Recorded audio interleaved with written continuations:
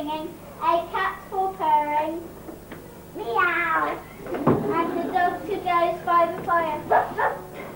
Squeezed up against the cottage was a barn where Pansy kept a donkey for riding, a cow for milk,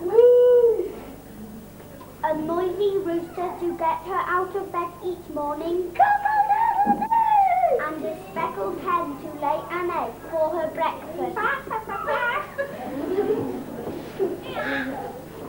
With so many animals about, the tiny cottage wasn't tidy, but Tanty didn't fuss over a few feathers, a little fur, or a spider web or two. Except once a year when the days got short and the nights grew long, the old woman would nod her head and say, "Time to clean for Christmas!" Then she would wash the windows, scrub the floor, and stand tiptoe on her step stool to sweep the cobwebs from the ceiling. This Christmas was just as always. Wake up! Yeah. Meow! When she had washed and wiped every crack and corner of the cottage, the old woman nodded her head and said, "Time to fetch Christmas!" Then Tanty took an axe and went into the forest to look for a tree. "Oh no, that's too small! Too big, too small! Ah, just right!"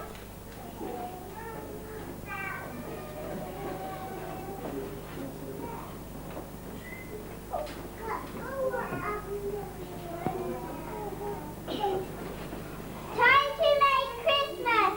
Then Tanty baked sweets and biscuits and hung them on the tree. She tied a ribbon round a bow for the dog and tied up a sprig of catmint for the cat and round those on the tree. She stuck bits of cheese onto pine cones for the mice and bundled bits of oats for the donkey and cow. She strung nuts for the squirrels and wove garlands of seeds for the birds. There was something for everyone on Tanty's tree, except of course for the spiders, for they had been brushed away. When she was done, the old woman nodded her head and said, "Time to share Christmas!" Tanty invited all the children in the village to come and see the tree as she did every year.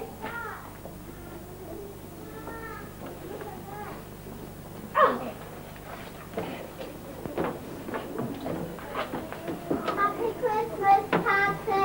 Happy Christmas, Tanty! Happy Christmas, Tanty! Happy Christmas,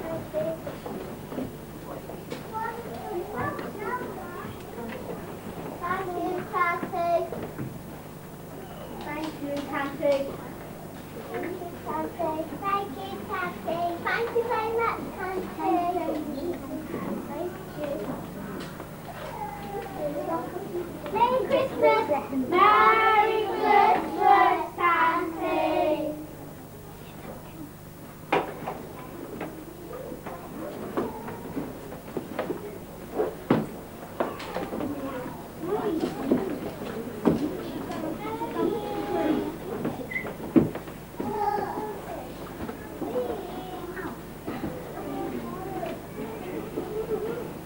Then the village children went home to their beds to wait for Christkindle.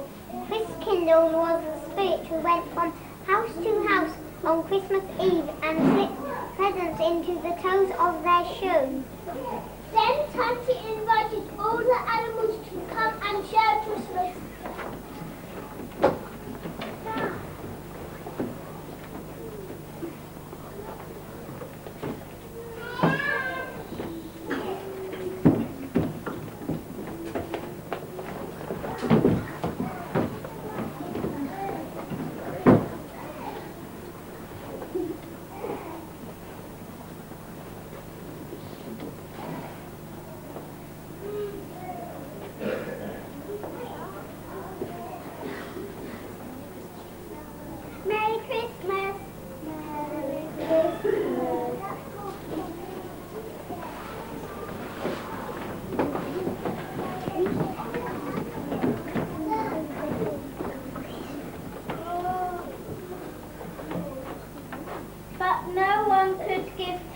what she wanted.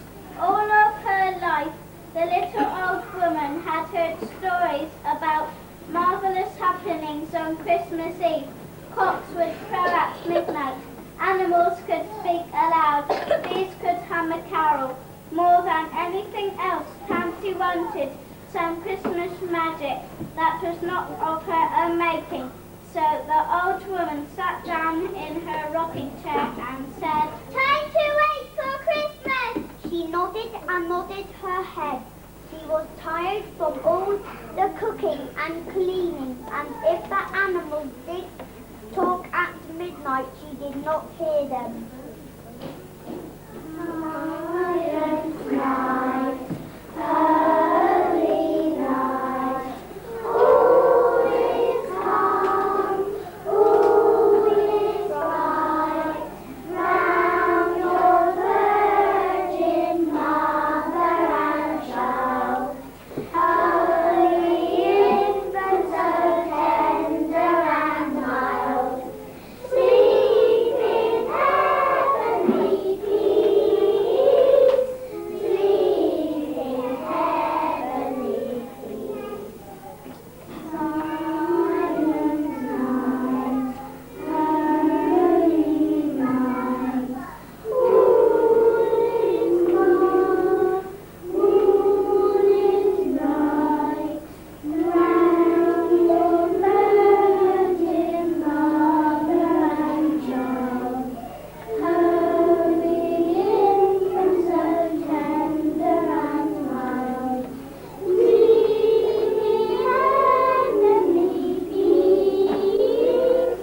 sleep in heavenly peace. She never heard the squeaky voices coming at her door.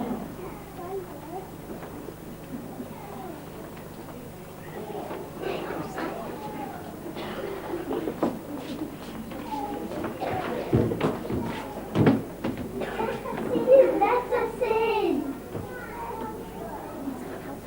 Someone else heard Christkind was passing the cottage on his way to the village. He stopped and listened to the spiders. We've never had a Christmas. We're always kept away. Please, Christkind, may we look at Daddy's tree? So Christkind opened the cottage door for what harm could come from looking. The curious spiders crept closer and closer to the tree. Whenever the spiders went, they left a trail behind. Threads looped from branch to branch. Webs were woven everywhere. Now the spiders weren't curious any longer. They'd seen Christmas, so they scuttled away.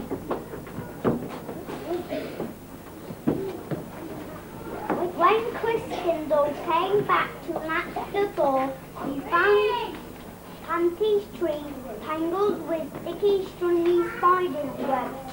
He knew how hard the old woman had worked to clean her cottage, but he didn't blame the busy spiders. Instead, he changed their cobwebs into a gift for Tansy. Christkind touched the tree. The cobweb sparkled like silver, and the old woman's Christmas tree was truly the most wonderful in the world. The rooster woke Tansy in the morning.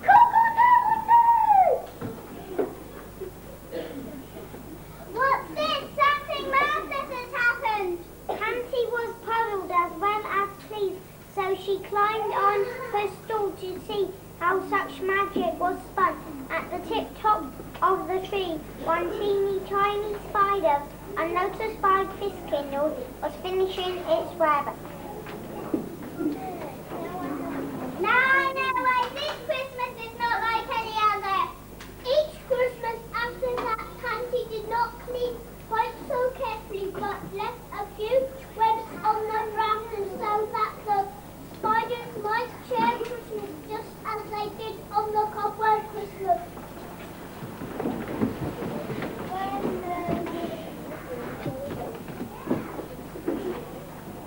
When